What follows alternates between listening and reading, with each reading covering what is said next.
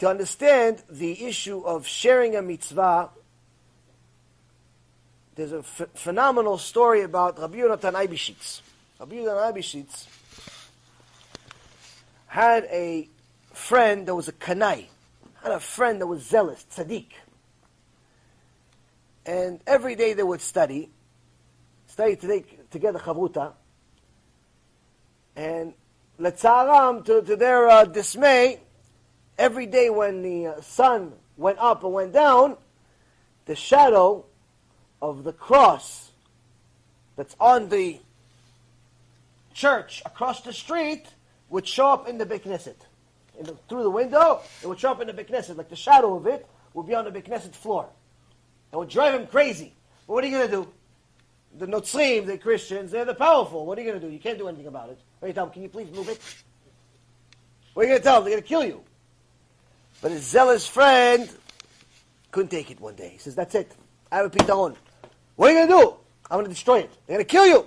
Let them kill me. Moser et nafsho for Kiddush Hashem. Sacrifice his life for a sanctification of Hashem's name.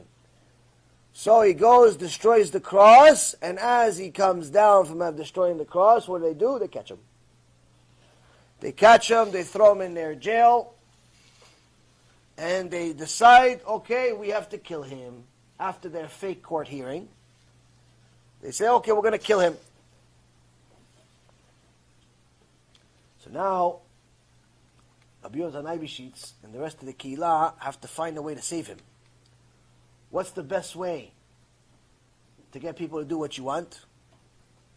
Especially if they are Ovdei Avodah Zarah? Money. So they find somebody that works for the church, the guard of the church. They find out that he likes money. Big surprise. So they tell him, listen, how much money is it you free our friend? He's like, oh, your friend's expensive. Okay, how much? Listen, if they catch me, it's okay, how much? He tells them a huge amount.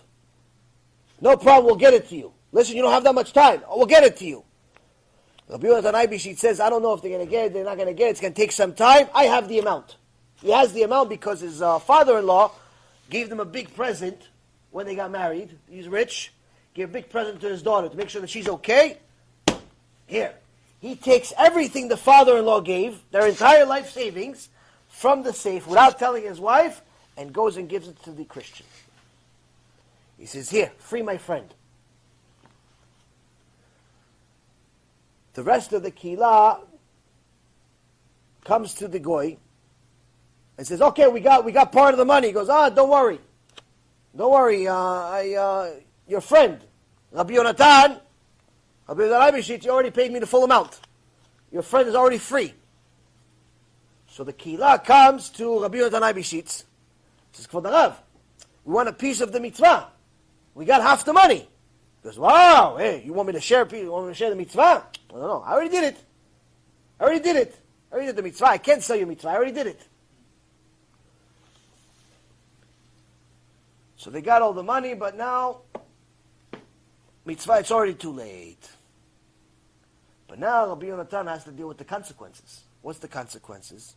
It's to tell his wife that they're poor now. He's scared to tell his wife, so what does he do? He says, okay, I'll be back. He goes to the kohen and hides there for a week. He hides in the kollel for a week. After a week passes, I have to go home.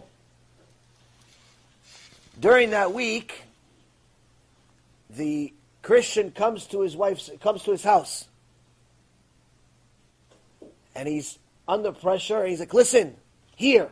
And he gives her 3 buckets full of diamonds and gold and money.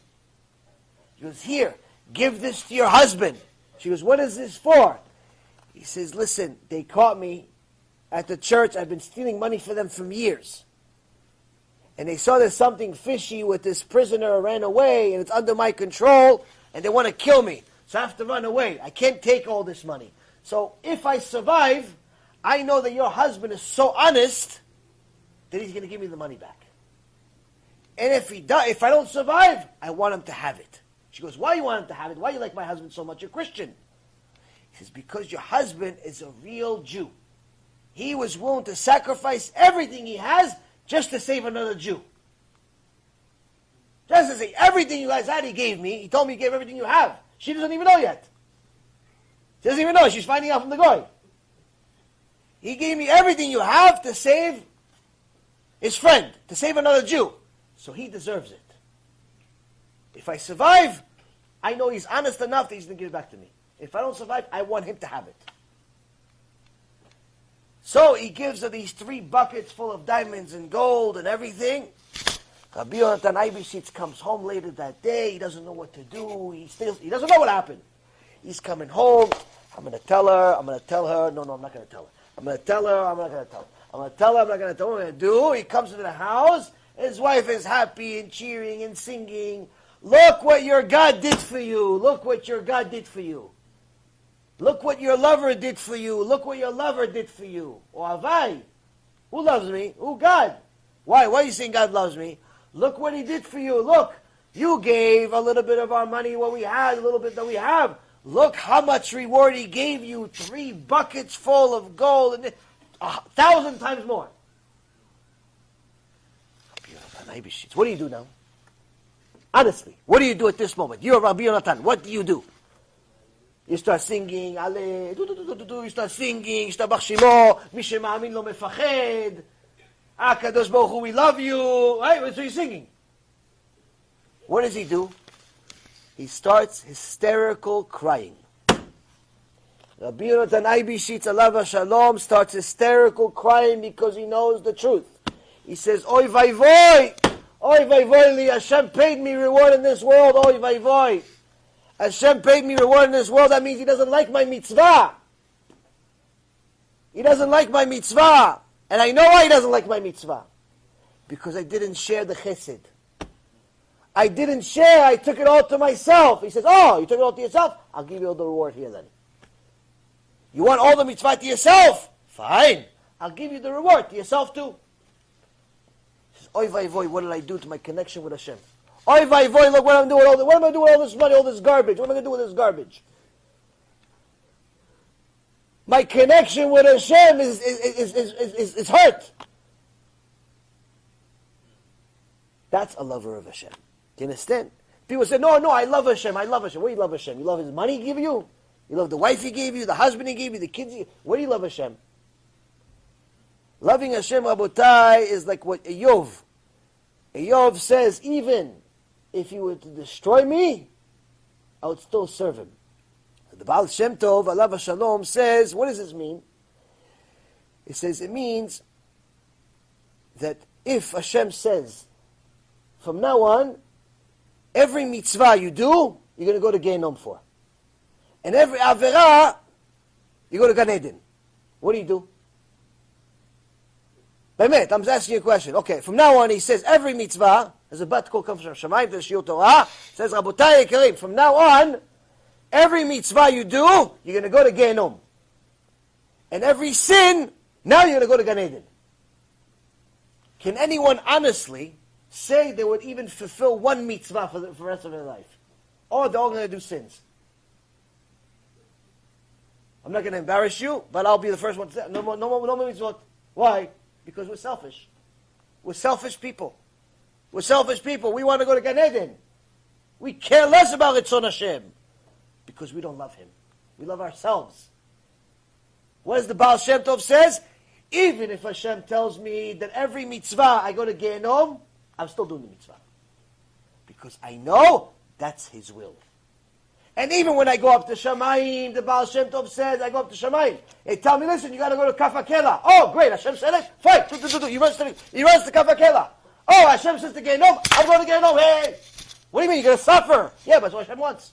If that's what Hashem wants, let it be suffering. That's loving Hashem. Meaning we're dreaming when we say, oh, I love Hashem. What I love Hashem? You love yourself. Rabbi Yonatan Eybeschutz understood, Rabotai Yekarim, he understood what it means to connect to Hashem and what's at risk when we're disconnected. He says, I did a mitzvah. I gave everything I had. But it was incomplete mitzvah. Why? It was selfish. Selfish. You have to share the mitzvah. Share the mitzvah. And that's why, for us, to do mitzvot, it's not just about doing something. It's about doing it completely. The connection with Hashem is all about shlemut. Shlemut meaning complete. You want your mitzvot to be complete.